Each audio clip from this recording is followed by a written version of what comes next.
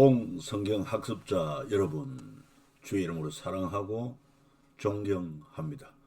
오늘도 변함없이 우리와 함께 하시는 주께서 저와 여러분들에게 은혜와 평강의 복 주시기를 축복합니다. 역시 오늘은 내 인생 최고의 날입니다. 믿음대로 될 것입니다. 그러면은 또 오늘 계속해서 통성경 길라잡이 과정을 계속하도록 하겠습니다. 자, 오늘은 19가 요나의 기적에 대해서 요나서 중심으로 살펴보겠습니다. 열방을 향한 하나님의 마음을 발견할 수 있고 선지자 요나와 물고기 뱃속의 3일 기적의 의미도 알 수 있고 아수르의 큰 성읍 니느웨가 역사적 또 사실과 사건이었다 하는 것도 확인하는 시간이 될 것입니다. 특별히 요나서는 불과 성경 4장밖에 되지 않음에도 불구하고 이렇게 통성경 숲을 보는데 그 19가 한과를 차지할 만한 그런 중요성이 무엇인가 하는 것을 우리 놓치지 말고 발견하는 시간이 되어야 될 것입니다. 마치 룻기스와 같은 그런 짧은 장수이지만은 우리에게 주는 의미는 매우 중요하다 하는 것입니다. 시간, 공간, 주요 인물은 니느웨, 아수르의 수도, 그리고 하나님의 사람 요나. 아수르에 대한 성경은 두 권이 나오는데 하나는 요나서, 또 하나는 나홈입니다. 어떤 차이겠냐면은 요나는 이 아수르의 수도 니느웨가 멸망하기 전 150년 전 하나님 요나를 통해서 하나님의 긍휼을 나타내셨고 니느웨는 회개했고 또 말씀에 순종한 나라로 결과를 가져왔고 그래서 물로부터의 구원을 받게 된 것입니다. 특별히 하나님께서 요나서 4장 11절에 이 큰 성읍 니느웨에는 좌우를 분별하지 못하는 자가 12만여 명이요 가축도 많이 있나니 내가 어찌 아끼지 아니하겠느냐 하시니라. 그런데 이 아수르가 하나님의 은혜 가운데 참으로 강대한 나라가 되었지만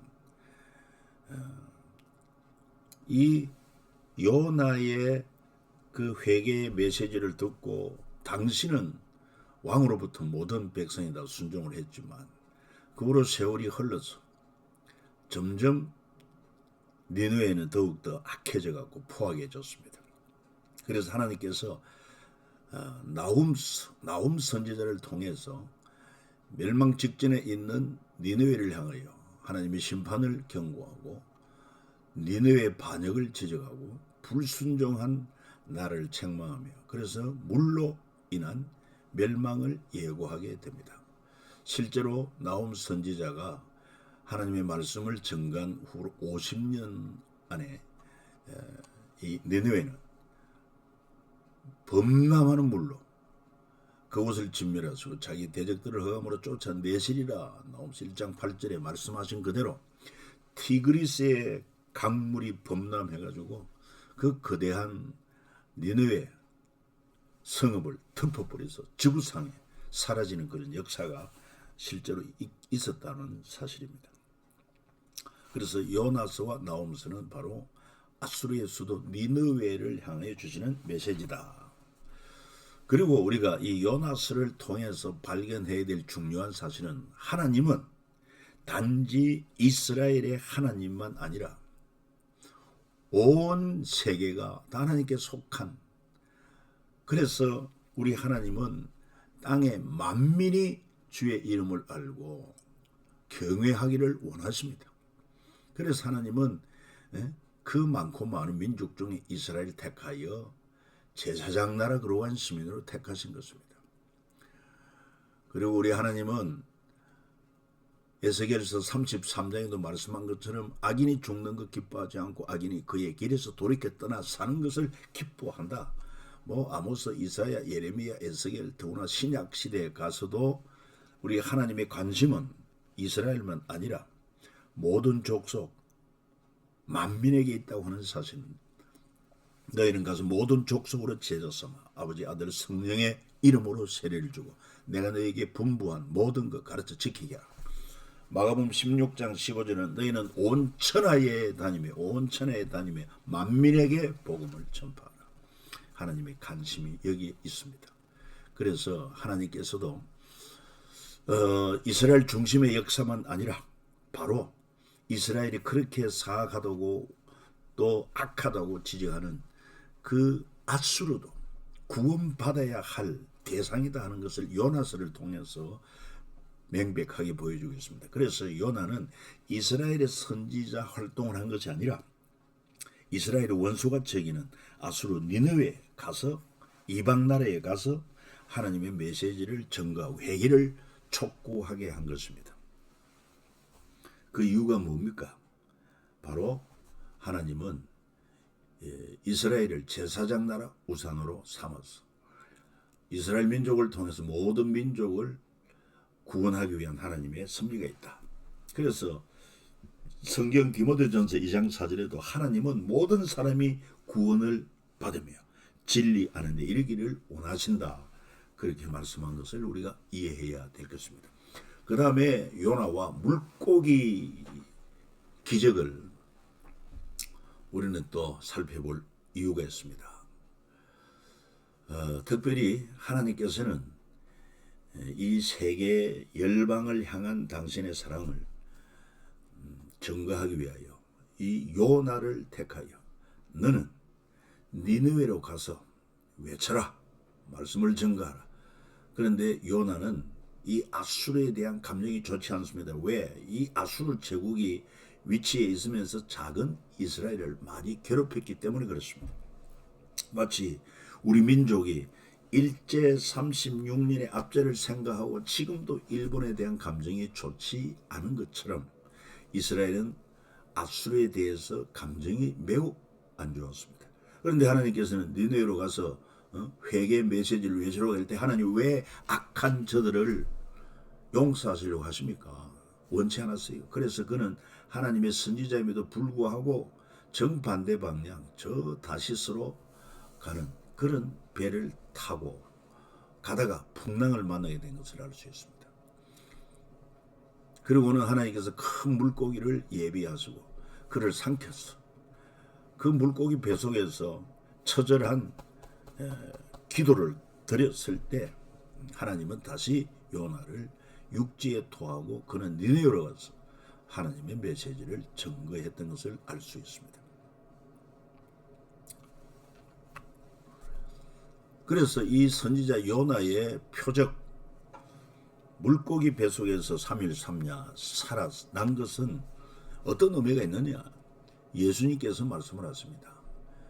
당시 종교 지도자들인 대제사장, 장로, 바리새인, 서기관 이들이 우리 주님에게 표적을 구하지만 주님 말씀하시기를 선지자 요나의 표적밖에는 보일 표적이 없다 하시면서 요나가 3일 3야 물고기 뱃속에 있었던 것처럼 나도 죽음에서 사흘 후에 부활하게 될 것을 말씀을 하신 것입니다.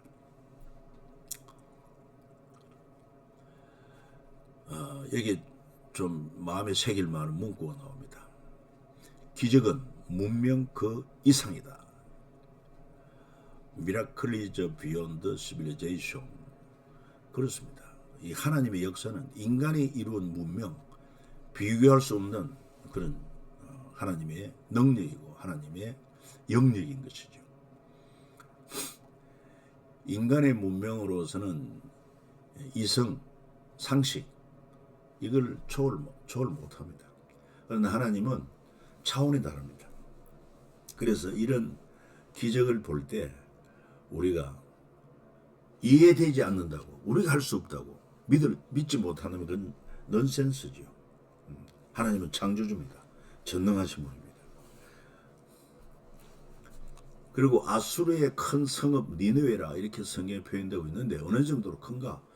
아수르는 당시 세계 최초의 제국이었습니다.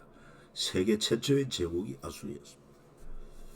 그런데 고고학자 레이 어드 오스틴 헨리 레이어드라는 고고학자에 의해서 니느웨가 발굴이 됩니다. 드디어 지상으로 모습이 드러나게 되겠다 말이죠. 1849년 레이어드의 니느웨 발굴 전까지 성경의 아수르 기록의 신빙성은 의심받았습니다. 특히 19세기 산업혁명 이후 엄청난 과학의 발전으로 종교적 신앙심이 옅어진 서구의 수많은 해이론자들이 증거 없는 성경의 아수르 기록을 의심하게 된 것입니다. 뭔가 실제적인 그런 어떤 증거물이 있어야 되는데 성경에는 분명히 아수르의 큰 성읍 니느웨라고 했는데 그런 성읍이 흔적이 없다 이 말이죠. 그 이유를 알고 보니까 니느웨는 티그리스 강의 범람으로 2000년 전 이상 토사로 덮여 있다가 레이어드 발굴로 세상에 드러나게 된 것입니다. 하나님께서 요나서 1장 4절에 말씀하지 않았습니까? 물의 범람으로 멸망하게 될 것이라고. 홍수로 심판하신 것처럼 이 니느웨는 티그리스 강물이 범람해서 도시를 토사로 덮어버려서 역사 가운데 사라져버렸지만 때가 되니까 필요하니까 하나님께서 이런 고고학자들을 통해서 발굴하게 되고 세상에 드러나게 되었다. 특별히 이 레이어드 박사가 니느베와 바빌론의 유적 발견하는 책을 썼는데 거기에 자세하게 나오고 여러분 영상을 통해서도 유튜브 영상을 통해서도 니느베와 바빌론의 유적 발견하면은 고대 당시 얼마나 엄청난 규모였던가 하는 것을 알 수 있습니다. 그리고 현재 이 니느웨의 위치가 어디냐? 이라크의 모슬이라는 지방이고 현재 이거 바그다드에서 북쪽으로 400km 떨어진 곳입니다. 그러니까 이 모슬이 이런 역사적인 유적지를 가지고 있음에도 불구하고 그 IS라는 테러 집단들에 의해서 많이 지금 파괴가 되어버렸어요. 그리고 아수르 관련 유물은 지금도 대형 박물관에 1106점이나 소장되어 있다고 합니다. 그 중에 중요한 그 아수르 나시르팔 왕의 조각품, 센나케르브 왕궁, 아수르 왕의 사자 사냥하는 부조, 남유다의 조공 기록, 아수르가 저 침략에 오니까 남쪽 유다도 항복하고 조공 기록한 거, 조공했던 것을 기록하고 아수르의 전쟁 성전 기록, 사자상 등 이런 물건들이 지금도 대형 박물관에 가면 볼 수가 있다 이 말입니다. 자, 요나가 하나님께 기도합니다. 언제 기도했습니까? 물고기 뱃속에서 처절하게 기도를 합니다. 나는 감사하는 목소리로 주께 제사드리며 나의 서원을 주께 갚겠습니다. 구원은 여호와께 속하였나이다. 여호와께서 그 물고기에게 말씀하시며 요나를 육지에 토하니라. 그래서 이 요나가 물고기 뱃속에서 하나님의 마음을 깨닫게 된 것입니다. 왜 나를 이스라엘의 원수요 적국인 아수르 니느웨에 가서 회개의 메시지를 외치라 했는지 세계가 하나님께 속한 거죠. 하나님은 이스라엘만의 하나님이 아닌 세계 모든 열방의 하나님이시다. 그래서 요나가 여호와의 말씀대로 일어나서 니느웨로 가니라. 니느웨는 사흘 동안 걸을 만큼 하나님 앞에 큰 성읍이더라. 요나가 그 성읍에 들어가서 하루 동안 다니며 외쳐 이르되 40일이 지나면 니느웨가 무너지리라. 이렇게 하나님의 메시지를 선포했을 때 이 요나는 그렇게 하면서도 정말 이 니느웨 사람들이 회개하고 구원받기를 원하는 마음도 아니었어요. 그저 여전히 아수르에 대한 좋지 못한 감정을 가지고 들으려면 듣고 말르면 말라 이렇게 건성적으로 이렇게 메시지를 선포했지만 놀랍게도 그 반응은 모든 사람들에게 심지어 아수르의 왕에게까지 이 메시지가 들어가며 그들이 놀랍게도 회개합니다. 금식하며 베옷을 입고 회개를 합니다. 심지어 짐승도 먹이지 않습니다. 그러므로 하나님이 긍휼을 베풀어 주신 것을 알 수 있어요. 자, 그 다음에 요나는 또 하나님의 마음을 깨닫는 한편 하나님의 마음을 비틀고 있습니다. 은근히 하나님에게 역정을 내고 있어요. 바로 박능굴 사건인데, 하나님께서 요나가 그 아수르에 가서, 니느웨에 가서, 그 중동 지방이기 때문에 낮에 태양의 햇살은 무척 뜨겁습니다. 저도 전에 기독교 문화원에서 인도 도마 선교지를 다녀온 적이 있는데, 그 역시 인도는 얼마나 뜨거운지, 그 차량으로 이동하다가 한 번씩 방문하고 위해서 내리면은 그 대지의 열기가 얼굴이 화끈거릴 정도로 뜨거웠던 것을 기억합니다. 그러니까 요나가 그런 뜨거운 열기 가운데 고통당하는 것을 하나님이 보시고 그저 박능굴이 자라서 넓은 잎사귀로 그 그늘 밑에 이렇게 쉼을 얻게 합니다. 그리고 그날 밤에 벌레로 하여금 그 박능굴 줄기를 씹어버림으로 말미암아 다음날 보니까 시들어 버렸어. 그늘이 없습니다. 그래서 요나가 매우 싫어하고 성내며 여호와께 기도하여 이르되, 여호와여, 내가 고국에 있을 때 이러하겠다고 말씀하지 아니하였나이까. 그러므로 내가 빨리 다시스로 도망하여 사오니 주께서는 은혜로우시며 자비로우시며 노하기를 더디하시며 내가 거시사 뜻을 돌이켜 재앙을 내리지 아니하시는 하나님이신 줄을 내가 알았음이니이다. 여기서 하나님의 성품을 이렇게 은혜롭고 자비하고 노하기를 더디하고 내가 거신 하나님, 재앙을 내리지 아니한 하나님이라고 찬양하는 것 같지만 은근히 그 하나님의 마음을 비틀고 있다. 성내고 싫어하고 성내며 한 것이기 때문에 이게 진정성이 없다는 거죠. 그러나 결국 세 번째 라운드에 가서는 하나님의 마음을 충분히 깨닫게 됩니다. 그래서 하나님이 이 박능굴 사건을 이렇게 말하죠. 여호와께서 이르시되 네가 수고도 아니했고 재배도 아니하였고 하룻밤에 났다가 하룻밤에 말라버린 이 박능굴도 아꼈거든. 하물며 이 큰 성읍 니느웨는 좌우를 분별하지 못하는 어린아이가 12만여 명이요 가축도 많이 있나니 내가 어찌 아끼지 아니하겠느냐. 여기서 하나님의 자비와 긍휼을 깨닫게 되는 것입니다.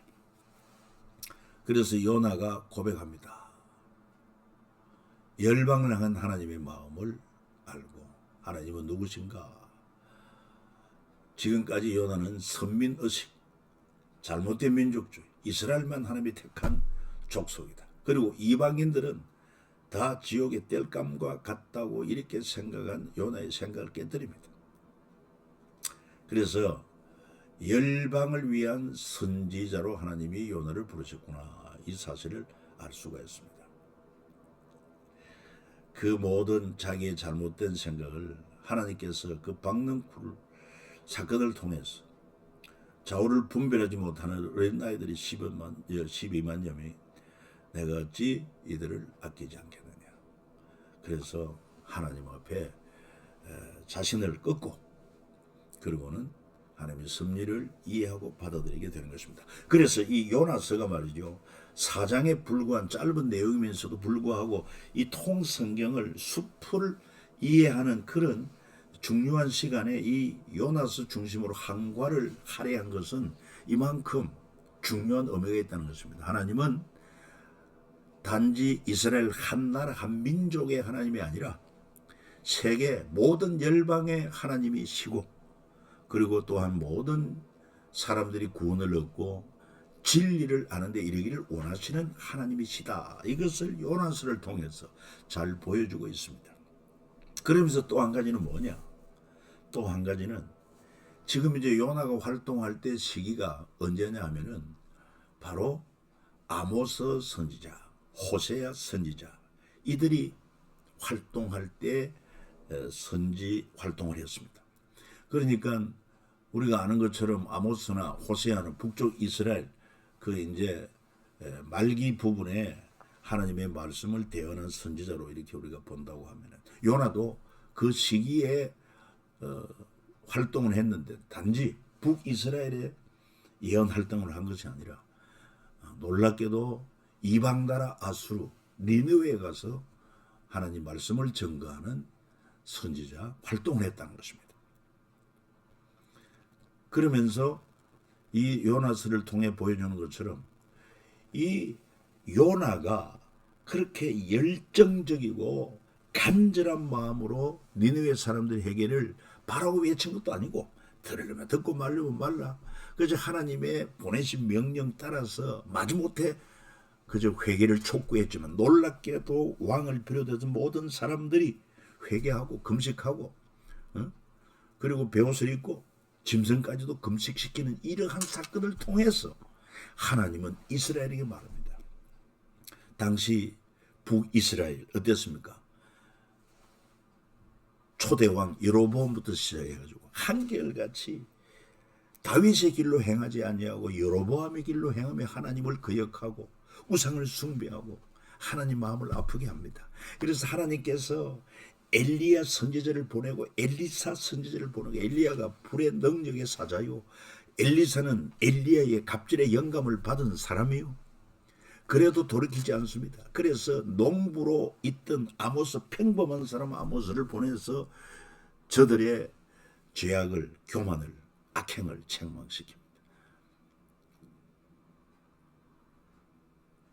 그리고 그것도 안 되니까 하나님께서 마지막 호세아를 통해서 그 가정을 통해서 너는 음란한 여인 고매를 취하여 자녀를 낳아라. 그런데 얼마나 음란했던지 그 자식이 누구 자식인지도 모르겠어. 그래서 하나님께서 로암 내 백성이 아니다 이렇게 이름을 짓게 할 만큼 그리고 그 여자는 또한 부정한 행위로 정부를 따라서 남편 버리고 집을 나갔지 않습니까? 그런데 하나님은 호세아 선지자에게 네 아내를 데려오라. 그리고 찾아갔습니다. 그랬더니만 그 정부가 그냥 보낼 수가 없다. 내가 그동안 먹여주고 입히고 했으니까 몸값을 내라. 심지어 자기 아내를 다시 찾아오면서 몸값을 지불하고 아내를 데려옵니다. 이 사건을 통해서 하나님 뭘 말씀하고 싶습니까? 바로 하나님은 이스라엘의 남편이고 이스라엘은 하나님의 신실한 신부가 되어야 함에도 불구하고 이렇게 엄탕하게 엄난하게 우상을 숭배하고 하나님을 버리고 그리고 우상을 쫓아가서 이런 죄악을 향한 이스라엘을 호세아 가정사를 통해서 아주 시청각적으로 보여주신 것입니다. 그럼에도 불구하고 저들이 하나님의 자비, 하나님의 사랑을 깨닫고 돌아오질 않습니다. 그러니 하나님께서는 요나를 통해서 너희들이 악하다고 지적하는 그 아수르의 니느웨 사람을 보라. 저들은 요나가 대충 회개를 촉구해도 왕으로부터 모든 백성이 다 금식하며 베옷을 입고 겸손하게 회개하지 않더냐. 그런데 내 백성 너희들은 어찌하여 내 말을 순종하지 아니하느냐. 하나님의 그 안타까운 마음을 요나스를 통해서 우리에게 보여줌을 잊지 말아야 될 것입니다. 마치 예레미야서에 보면은 나중에 우리가 한번 보겠습니다만은 이 이스라엘 남쪽 유다가 계속 불순종하고 악을 행하니 물론 이스라엘이 이제 망한 이후입니다. 남쪽 유다도 은근히 이스라엘을 닮아갑니다. 하나님을 경외하지 않고 신앙은 형식적이 되고 우상을 숭배하고 하니 그래도 이 예레미야 같은 선지자를 통해서 눈물의 하소연을 해도 듣지 않고 악을 향하니 하나님께서는 너는 레갑 족속 요나답의 후손들을 성전 방으로 초청해서 그들에게 아주 값진 포도주를 마시게 하라. 그래가지고 그대로 저들을 불러서 값진 포도주를 대접했지만 저들은 포도주를 마시지 않겠다는 것입니다. 그러면서 이유를 말합니다. 우리 선조 레갑 아들 요나답이 우리 후손에게 말하기를 너희는 순수한 이 땅에 이스라엘 민족도 아니고 그래서 이 땅에 들어가서 하나님을 섬기고 하나님의 언약 가운데 살기 위해서 이스라엘 사람들에게 눈밖에 나는 삶을 살지 말라. 그러기 위해서 집도 짓지 말고 또 밭도 사지 말고 그래서 천박 속에 살면서 포도원도 짓지 말고 그저 짐승 몇 마리 키우면서 검소하게 소박하게 하나님만 섬기며 살아라. 그리고 술은 사람을 자만하게 하고 오만하게 만드니 절대로 포도주를 마시지 말라. 그래야 너희 생명이 길리라. 오직 여호와의 백성된 하나님의 언약의 백성된 것으로 만족하고 이렇게 철저하게 자중하고 살아라. 여러분, 자그마치 그 요나답 선조가 말한 250년 동안 후손들이 그 약속을 지켜온다는 것입니다. 이 예레미야를 통해서 그 사실을 알게 한 것은 뭘 말합니까? 이처럼 사람의 조상 선조의 말도 이렇게 듣고 250년 동안 집도 짓지 않고 땅도 사지 않고 포도원도 짓지 않고 이렇게 검소하게 포도주도 마시지 않고 사는데 내 사랑과 은혜를 한없이 입은 너희들은 어찌 이 모양이냐? 하나님의 단식을 보여주신 것처럼 요나서를 통해서도 이스라엘의 불순종에 대한 하나님의 단식의 그 심정을 우리가 읽어야 된단 말이죠. 오늘 저와 여러분들을 향한 하나님의 단식은 없을까요? 하나님이 세상을 이처럼 사랑하사 나를 이처럼 사랑하사 독생자까지 주셨는데 우리는 얼마나 우리 하나님을 사랑하며 하나님 마음을 시원케 하고 있는가. 이 사실이 우리 마음속에 깨달아지는 시간이 되었으면 좋겠습니다. 감사합니다. 여러분 또 다음 시간에 만나겠습니다. 살롬.